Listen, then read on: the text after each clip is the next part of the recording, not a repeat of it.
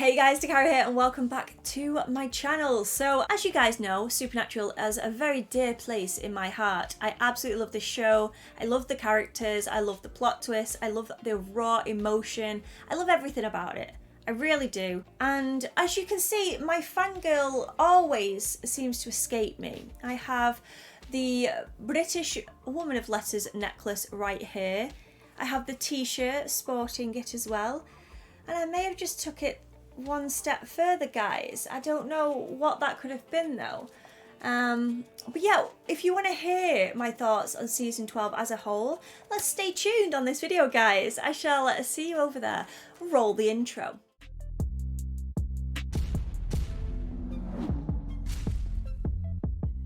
And hello guys, we are going to deep dive into season 12 Supernatural as a whole. So where do I begin? Let's talk about the new introductions that we got this season. We had Mary, which was unbelievable. I think Mary's reintroduction to the show has been my personal favourite. I know that a lot of people have very mixed views on Mary as well. They think that she is a bad mother, made bad mistakes, etc. I also agree that she's made poor decisions. I really do. But I also have a soft spot for her. Whether that has anything to do with me becoming a mother now myself, I don't know. And at the same time, some of the reasoning, because I'm a new mother, has made me find it even more difficult to agree with some of the decisions that she's made. However, I think the way that the actress portrays Mary is, there's just something about Mary, guys, and she just resonates with me. I feel a connection with her, and I do try to empathize and sympathize with what she has been going through. So she was living in her heaven. As we all know now, each person's heaven within the show is very specific to them, and her version of heaven was just perfection. Obviously it's her heaven, and she was then plucked out by Amara, popped back in to the mix years and years later, mind. So not only have her sons grown up, but the entire world is different, vastly different to when she passed away. So I can totally understand her being overwhelmed at the situation, really find it difficult to come to terms with her boys now being adults, leading a life that she really did not want them to live. She wanted them to have a normal life. The hunter lifestyle she wanted to keep from them. And obviously, because of her deal with Yellow Eyes, it hasn't ended up that way. But she wasn't to know that at the time. And these are the sort of reasons why I can really not forgive Mary for the decisions, but just try to understand a little bit better why she has made those decisions. And a lot of people, I think, sometimes forget that people make poor decisions when they are overwhelmed, like it's just a fact of life. Because if you imagine yourself having everything you could dream of and reliving that moment just over and over again in your little bubble of heaven, and then being thrown back into the mix and everything's different and you're just so like, what is going on? It's going to be hard. It really is going to be hard. And I'm hoping now at the end, after watching the end of season 12, I mean, she's obviously stuck with Lucifer in this parallel universe right now, but I hope that she herself has really come to terms with this change. I mean, I feel for her, I really do, because as soon as I want her to come to terms with things, she's thrown into somewhere else and then got to deal with that. It's just one thing after another, and I feel for her, I really do. So that was a massive introduction. Not only did we get Mary, but we also got the British Men of Letters. I hate them, just want to get that clear. I hate those guys. I really wanted to like Tony Bevel because I thought that she was going to be manipulated. Well, I mean, she kind of is, but I thought there was going to be a lot more layers to her. I was a little bit disappointed that I wasn't rooting for Tony Bevel. Tony Bevel, that was for you, Venice.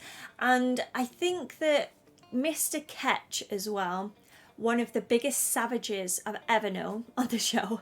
Like, he was just so psychotic. I think that's the best word to describe him.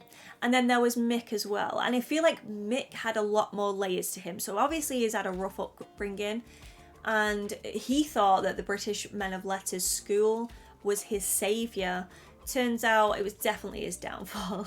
He turned him into this killer and just sort of a puppet to do whatever they pleased with. And he only got his own thought system towards the end after meeting our boys, so there's that as well. But RIP. We also was introduced to Kelly, the Nephilim, and Dagon. So much happened in season 12. Like, it was a massive season. Dagon, a huge twist there, introducing Dagon. I am kind of sad that she was ended, because I feel like there was more potential there to see her working alongside Lucifer, but yeah, it's gone now. And there was Kelly, who I really felt for, because she was just getting knock after knock after knock, that girl. So yeah, RIP Kelly as well. Then we have the Nephilim, which is half human, half angel, but not just any angel. Lucifer's the daddy. So Daddy Lucifer, the big bad of all, has created this child. But Kelly was so pure. She was a very pure human, and she was basically really taken advantage of by Lucifer. She felt as though, she didn't know it was Lucifer at the time. So very hairy topic there. And she then saw the person who she thought she was having sex with, realised that he was in fact dead, was not a fan of that. And then, yeah, surprise, you're preggo, and you're carrying the demon spawn of Satan in your belly. And just so you know, you will die as well while giving birth. So have a good old time, Kelly. Shock horror, she struggled to process this information. She wanted to believe that the Nephilim was good and pure. I still don't know if he is going to be good and pure, because, I mean, the end scene on season 12, he didn't look innocent. He looked very scary, very creepy indeed. So I can't really see him being good, but there might be a massive plot twist where he is indeed good, and the vision that Cass saw when he held hands with Kelly and Lucifer's spawn sort of washed over him. He saw the world and it was peaceful, it was lovely. Maybe that is right. Doubt it, because it is supernatural and they hate us. But there is a small possibility. Maybe Kelly, the mother, is a lot of a stronger influence and power over Lucifer. I can't even believe myself when I'm saying that out loud, because it's obviously going to be Lucifer that wins all, isn't it? Like, overpowers. Those bad demons are going to overpower the nice human angel side. So yeah, it's going to be difficult. And yeah, did I go for all the introductions? I think I did. I apologise if I've forgotten anything. We had obviously the one-off episodes with random introductions as well, but those are the ones that had multiple episodes. Okay, let's discuss the finale, because that was a lot. I am recording this like a week and a half later from when I saw the finale. I'm still not over what I saw. I haven't even edited the finale, so I don't even know what my reaction was really like until I edit it and see how I reacted. But I remember a lot of it was just staring, or at least that's how I remember it, because I was so overwhelmed with what I was seeing. Like, my mind wasn't processing the events that were happening. Rowena, I can feel my blood boiling talking about it now. That was doing the dirty on her, I think, because she didn't even get shown in the episode. She wasn't even shown, other than her like rotting, flaming corpse on the floor and a little bit of hair. We saw nothing. So if that is indeed the way that she exits the show, shame on you, Supernatural. Shame on you. Okay, so there's death number 1 that I'm not happy with at all. Death number 2, Crowley. So we had the build-up of Crowley sort of becoming this changed king of hell. talking about how he doesn't want the role anymore. We're showing more of a human side, his human side, which obviously isn't supposed to be a thing, but after the human blood being ingested, clearly that's made an effect on him a lot longer than what we initially thought. He cares about the boys. I honestly feel like he does. He's in denial himself if he says that he doesn't. So then we had this big build up, and I was thinking, oh, it's going to help, which he did help in the end. But then to kill himself in the process wasn't for it, because I'm a big Crowley fan, and yes, he's a demon, he is the king of hell. I know I'm not supposed to like support him because he's the bad guy, but he's just fantastic, isn't he? He's a great addition to the show, and he's an OG to me. He's been around for so long, so again, wasn't happy about his demise. Death number 3, possibly the biggest death of all, Castiel. I'm not okay, guys. I am not okay with that. I have no words, so I'm not even going to give it the time of day other than he better be okay. He better be okay. And we also had Mary and Lucifer being shipped off to the parallel universe. Let's talk about Bobby making another appearance. So this is like, what, a surprise appearance number 5 or something since Bobby died. I love it. I love having Jim Beaver back on my telly screen. So yes, then I am all for it. And anything to hear him say balls or idiots, I'm all for. So that one was a win for me. Yeah, so Kelly died during the birth, so that scene was very sad. But it all led to that very end clip of the Nephilim sort of hiding out with his glowy, creepy eyes and fully grown, which was very weird. It reminded me kind of the whole Amara thing, because Amara aged like stupidly quickly, didn't she? Like every time she inhaled souls, she grew. If he came out of the vajayjay that size, I mean, no wonder Kelly died, because imagine that crawling out of you. I gave birth to an 8'11" baby and that destroyed me. Never mind a full grown boy, you know what I mean? So yeah, rip Kelly's vagina. Anywho, let's get into the topic of this entire season overall, which was family. This made season 12 for me. Yes, we had some really key points and really big reveals and dramatic episodes, but that underlying current of family all the way from start to finish is what made this season great, in my opinion. And yes, this season has got shat on by a lot of viewers. Guys, in the comments, slating season 12, I hear you. I've read your comments, like, I get it. I just don't feel that same anger. And here is my reasoning in response to that. When it comes to family, it's a very human topic. Everyone can relate to it. We all have one. And when it comes to family, emotions are very close with it. Like, they're one of a kind. And the way that they explored this topic, I think it was just incredible. They touched upon really difficult things. Abandonment, massive, especially when it came to the boys and Mary. Like, that abandonment issue was huge. We also had Mary's feelings. We had that overwhelming shock and awe at this new world. So we had that as well. Obviously, when it comes to humanity, we can't relate to that feeling. But we can 100% relate to being overwhelmed, anxious, uncomfortable, rushes of emotion that we can relate to. And I think this is what Supernatural does so well, because as genres go, it's a sci-fi supernatural show. We can't relate to a lot of that side of things, but it's the human characteristics and traits that we connect to, and they write it perfectly. Like, it's just incredible. And obviously the actors that are in this show really sell those emotional scenes. I've cried more this one season than I have in the entire show so far. So from season 1 all the way to season 12, that short season, I have cried more than the rest of the show. I'm almost certain of that. It felt like that to me. I was just constantly having a lump in my throat every time I watched something go down. It was just, yeah, it was really incredible in my opinion. One little negative I probably touch upon is the accents of this show. Like, it didn't distract me enough from the show. Like, I don't think it was that bad.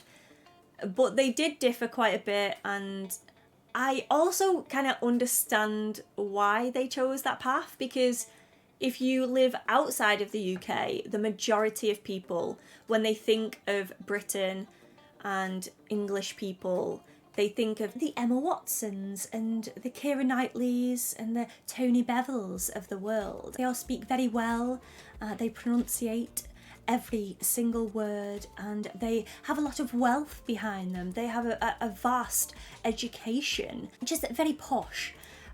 And then you've got me. Like, I live by Manchester, very northern, you know nothing, Jon Snow is more my neck of the woods. And don't get me wrong, when I'm doing these videos, I do try to speak more clearly for you guys so you can understand me and what have you.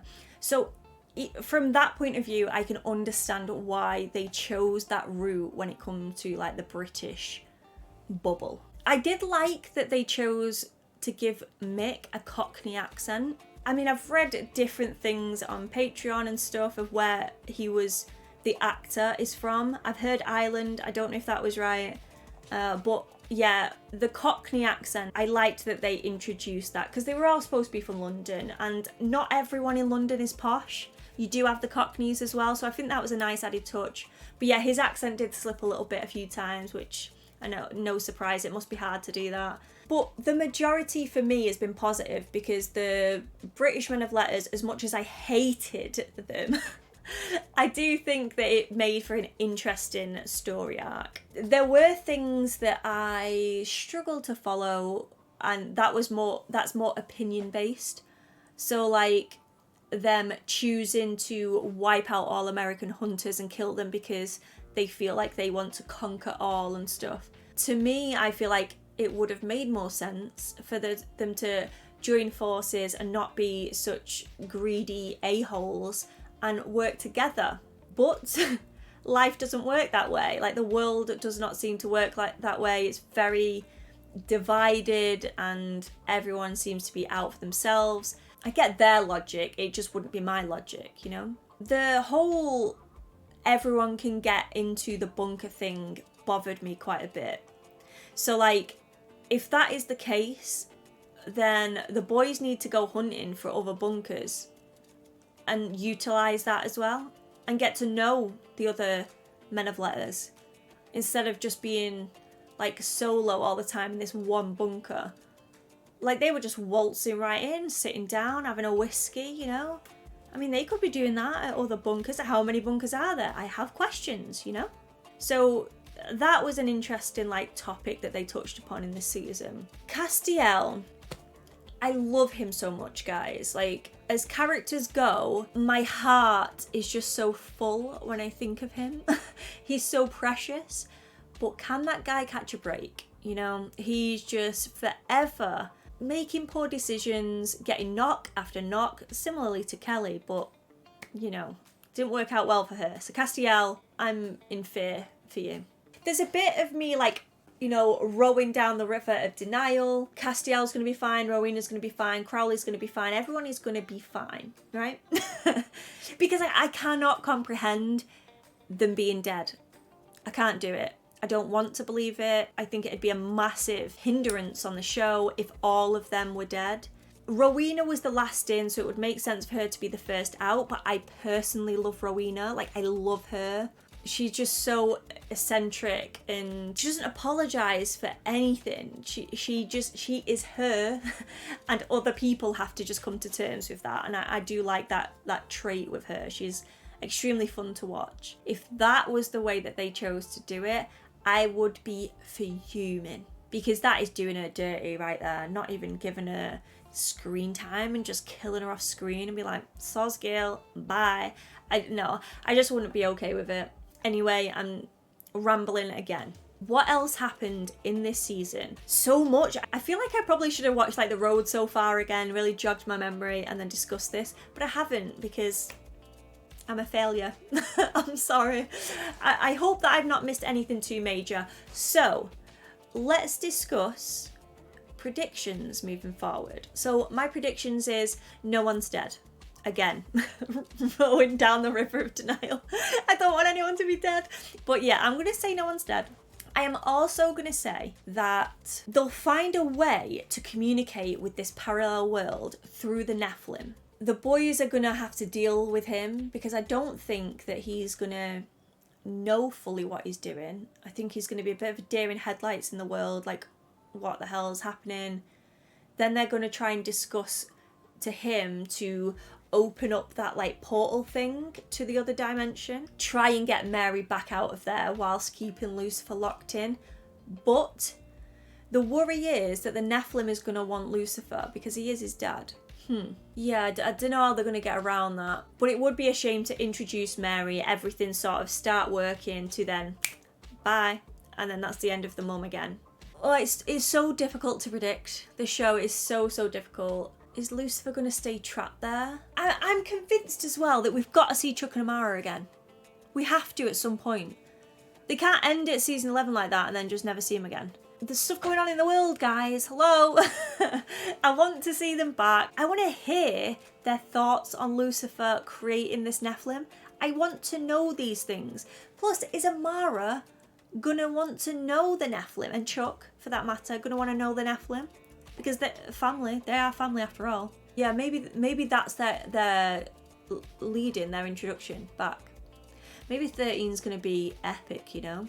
I haven't heard much people's opinion on season 13. Like, I don't know if it's going to be good or bad, which I kind of like because I'm just going in completely blind, not knowing what to expect or whatever. Another prediction is that the Nephilim is going to be the majority arc of season 13, maybe. I mean, I say this and then they could literally kill him off in 301 and then I'll look like a fool, but it would make sense. It's just, I thought that Demon was going to run throughout the entire season and it was cut short at episode 4.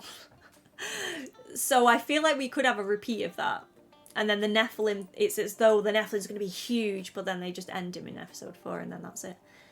I don't know. See, this is why I can never predict the show, because they always just do their own thing.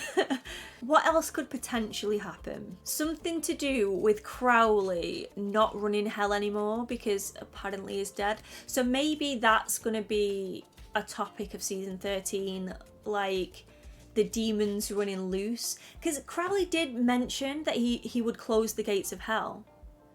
That would just be insane if he did that.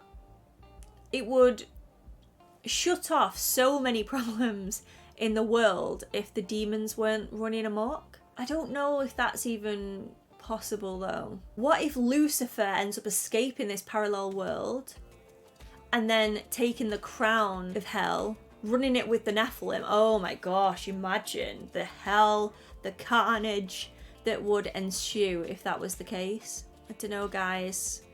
My predictions are very poor. I apologise. I have no clue what's going to happen, but I'm very excited, guys. So I hope you will enjoy my journey of season 13 as well. I just want to thank each and every one of you for watching season 12 journey. And again, I know that it hasn't been everyone's favourite season, and I have noticed like a drop off during the season, which is fine, but I want to thank you for those that stuck around. Thank you so much, and for allowing me to experience this season and have an opinion on it as well.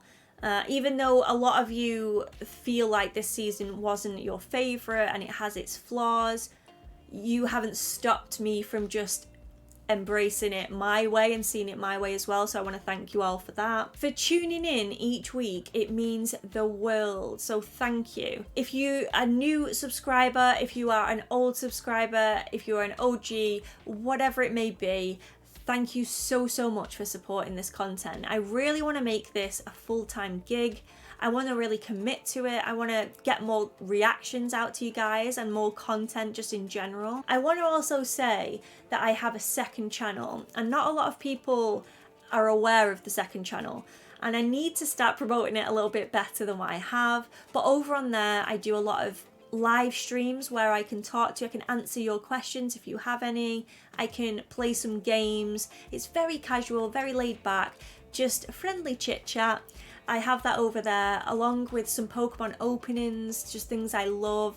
I did a random get ready with me at one stage, so there's that as well. There's a vlog on there. I don't know if I'm going to continue those. It's just things that I want to share that aren't reactions are over there. So if you ever want to see any more content, head on over there, check it out. I would absolutely love to have you over there. Cheeky subscribe would mean the world. You guys have seen the end of Supernatural. You guys know how season 15 ends and what happens to the boys. I do not. I want to keep it that way, guys. Thank you again to my moderators for staying on top of my comments and keeping me spoiler free. Just wanted to say that. But yeah, I don't want to know what happens in season 15, but I'm excited to get there. And we're already about to start season 13. Terrifies me because I don't know what I'm going to do when the show ends and I've got nothing more to react to. My thought is I'm going to dabble in other shows such as Buffy the Vampire Slayer. I want to do The Boys as well because I believe that Jensen is going to be in The Boys, so I want to cover that show. Obviously I'll be continuing Lucifer until that ends, but over on my Patreon, guys, if you aren't aware, I do typically one pilot reaction every single month over there, and if the pilot goes down really well, then I will make it into a more regular series. And I've done anime reactions there, Attack on Titan. There's a lot of variety, so if you're interested in that, please head over to my Patreon. The link will be in the description, and I will continue doing those pilot reactions once a month because I really enjoy it, and I get to hear your feedback. Like if one show seems really popular, I know that that's the one that I need to explore further, and then I can start uploading them onto YouTube, etc. So yeah, head on over there if that takes your interest in the slightest. But I think that's it for my end of season discussion. I want to thank you all, and I hope to see you for season 13 of Supernatural. We're getting through this so quickly, guys. Thank you so much for watching. Bye.